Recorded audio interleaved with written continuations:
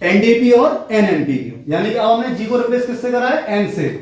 तो जी फॉर हमारा यहां पर क्या आ गया है, जी फॉर ग्रॉस था, एन फॉर क्या हो गया, नेट। एन फॉर क्या हो गया, नेट। तो जी फॉर ग्रॉस का मतलब मैंने थोड़ी देर पहले बताया क्या था आपका, टोटल, और एन फॉर क्या है, नेट, यानी कि शुद्ध। तो नेट डोमेस्टिक प्रोडक्शन, ये हो गया हमारा नेट नेशनल प्रोडक्शन। अब ये क्या होते हैं, इनको समझते हैं। देखिए इतना हम समझ आए थे कि जीडीपी क्या होती है। जीडीपी में मैंने आपको बताया था कि देश के अंतर्गत जितना भी उत्पादन हुआ है, चाहे वो भारत की कंपनी का हुआ है, चाहे वो भारत के बाहर की कंपनी का हुआ है। जीएनपी में हमने पढ़ा था कि जितना भी उत्पादन भारत की कंपनी द्वारा हुआ, भारत के लिए हुआ, वो क्या था, हमारा जीएनपी था। अब एनडीपी क्या है, जीडीपी के बाद एनडीपी, ग्रॉस को हमने रिप्लेस कर दिया नेट से। ग्रॉस मतलब टोटल, नेट मतलब शुद्ध। अब देखिए वही एग्जाम्पल को वापस लेकर आते हैं। हमने बताया आपको रिलायंस जो है उसने 100 रुपए का टोटल टर्नओवर दिया एक साल में, और एलजी ने कितने का दिया था, 80 का दिया था। अब इतने रुपए का इन्होंने माल बनाया साल में। मान लीजिए इसमें से क्या हुआ, 10 रुपए का जो माल था वो खराब हो गया, ठीक। तो ये 10 रुपए का माल जो खराब हो गया, तो भाई प्रोडक्शन कम हुआ नहीं हुआ, प्रोडक्शन टोटल 180 का थोड़ी रहा, 10 रुपए का प्रोडक्शन घट गया हमारा। तो जितना भी प्रोडक्शन खराब हो गया उसको अगर हम माइनस कर देते हैं तो वो हमारा क्या हो जाता है, नेट डोमेस्टिक प्रोडक्शन। फॉर्मूले के रूप में अगर हम बात करें तो एनडीपी का फॉर्मूला हो जाएगा आपका जीडीपी माइनस डी।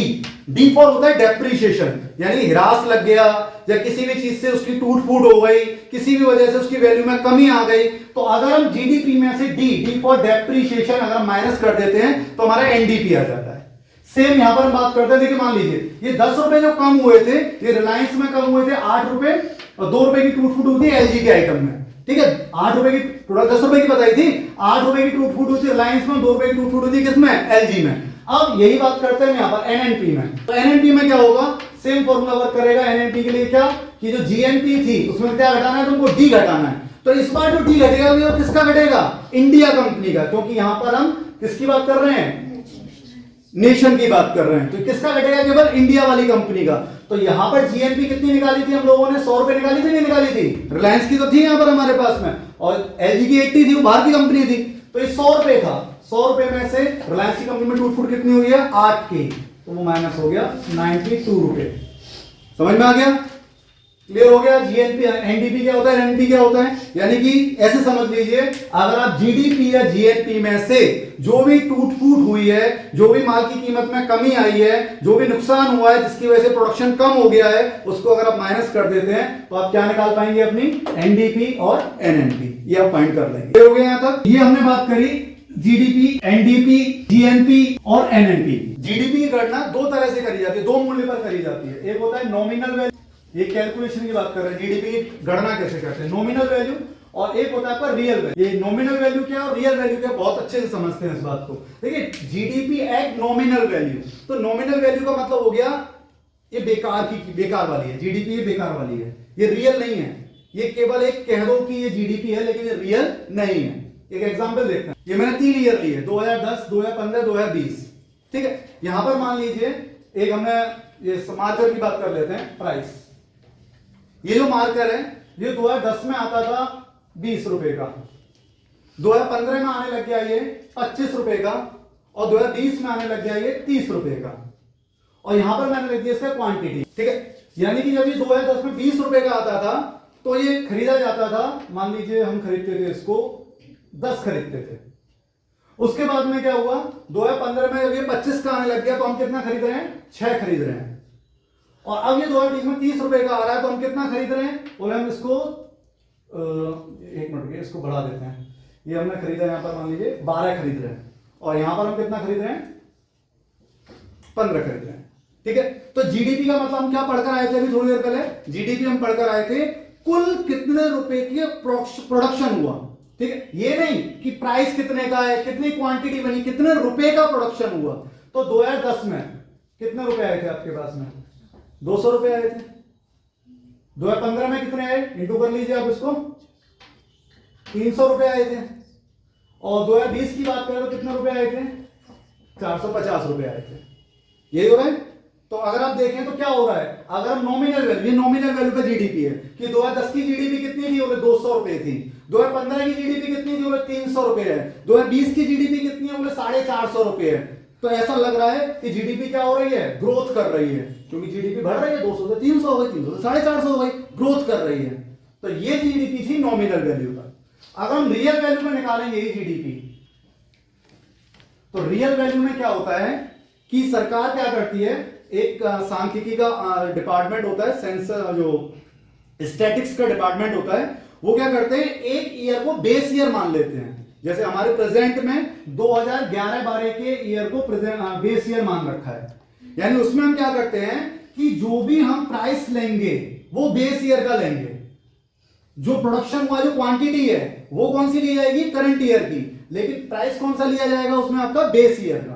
जैसे कि मान लीजिए यहां पर मान लेते हैं, सरकार ने मान लिया 2010 के प्राइस को बेस मान लिया, 20 ये प्राइस मान लिया, तो इसके बेस पर अगर हम देखें तो 2012 की 10 की जीडीपी कितनी रही, तो यहां पर तो 10 ही हुआ था और बेस हमारा यही है, तो 10 गुणा 20 कितना रहा, वही 200 रहा। अगर हम बात करते हैं 2015 में, तो 2015 में चीज कितनी बनी थी, 12। प्राइस हम कौन सा लेंगे, प्राइस ये वाला नहीं लेंगे, बेस ईयर वाला लेंगे, तो बेस ईयर हमारा कितना था, 20 था, 240 रुपए हुआ। और अगर हम बात करें 2020 में, तब भी हम प्राइस कितना लेने वाले हैं, 20 रुपए लेने वाले हैं। अब गौर करिए क्या हो रहा है, सर यहां भी बढ़ रहा था, यहां भी बढ़ रहा था, सर यहां भी तो बढ़ रहा है, गौर करो, कुछ गौर करो। यहां पर हमको लग रहा था 100 रुपए की जीडीपी बढ़ी है, लेकिन हकीकत में वो कितने की बढ़ी थी, 40 की। यहां से हम यहां पर कितने की बढ़ी दिख रही थी, 150 की बढ़ी हुई दिख रही थी, रियल में वो कितनी बढ़ी है, 60 रुपए की। तो अब सर असली तो ये वाला होगा, दिमाग में क्वेश्चन आता है, सर असली तो ये होगा क्योंकि रियल प्राइस तो यही है। भाई यहां पर गौर करिए हुआ क्या है, ये चीज क्वांटिटी बढ़ी है यहां पर, ठीक है, लेकिन क्वांटिटी इतनी नहीं बढ़ी है, इतना क्या बढ़ गया है, आपका रेट बढ़ गया है। और रेट बढ़ रहा है, क्यों बढ़ता है, क्योंकि महंगाई बढ़ी है। यानी यहां पर जो जीडीपी बढ़ रही है वो बढ़ती हुई क्यों दिख रही है, क्योंकि देश में महंगाई आई है। महंगाई आने की वजह से क्या हुई है, जीडीपी बढ़ती हुई दिख रही है। जब हम इसमें से महंगाई को हटा देंगे, महंगाई को हटाने का मतलब हमने प्राइस को बेस ईयर पे ले लिया, बेस ईयर हमारा कितना था, 20 रुपए था, 20 था ना, तो बेस ईयर हमारा बेस ईयर का प्राइस 20 रुपए का था। तो इससे क्या होगा कि इसमें जो बढ़ी हुई कीमत है, यानी कि जो प्राइस महंगाई वाला है, वो हमने क्या करा, हटा दिया। तो इसके बेस पर हम रियल जीडीपी फाइंड कर सकते हैं। हर 5 से 6 साल में बेस ईयर सरकार चेंज कर देती है, हर 5 से 6 साल में चेंज करती है। क्यों करती है, उसकी भी वजह समझ लो। देखिए अभी ये 2020 में 4G टेक्नोलॉजी आ गई है। अगर हम 2011-12 की बात करें, क्या उस समय 4G टेक्नोलॉजी थी, उस समय नहीं थी। तो उस टेक्नोलॉजी के मामले में अगर हम बेस ईयर लेकर चलते हैं तो गलत हो जाएंगे, क्योंकि वहां पर बेस ईयर काम ही नहीं करेगा, क्योंकि जब उस समय 4G टेक्नोलॉजी ही नहीं थी तो वहां का बेस ईयर आज के प्रेजेंट के बेस ईयर से मैच ही नहीं करेगा। तो इसलिए सरकार मैचिंग बनाने के लिए हर 6-7 साल बाद बेस ईयर को क्या करती है, बदल देती है, और उस बेस ईयर के बेस पर ही हम रियल जीडीपी को फाइंड आउट कर सकते हैं। क्लियर हो गया।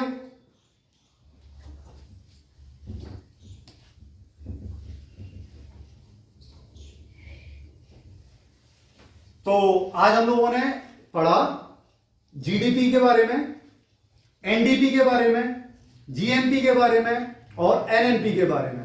उसके अलावा हम लोगों ने यह भी जाना जीडीपी मार्केट प्राइस पर क्या होती है और जीडीपी फैक्टर कॉस्ट पर क्या होती है, नॉमिनल जीडीपी वैल्यू क्या होती है और रियल जीडीपी वैल्यू क्या होती है। ये सब अभी हम लोगों ने जाना। अगर दिमाग में कोई भी क्वेश्चन रह जाता है या और कुछ भी डाउट रहते हैं तो उसके लिए कमेंट बॉक्स में टाइप करके बताइएगा। धन्यवाद।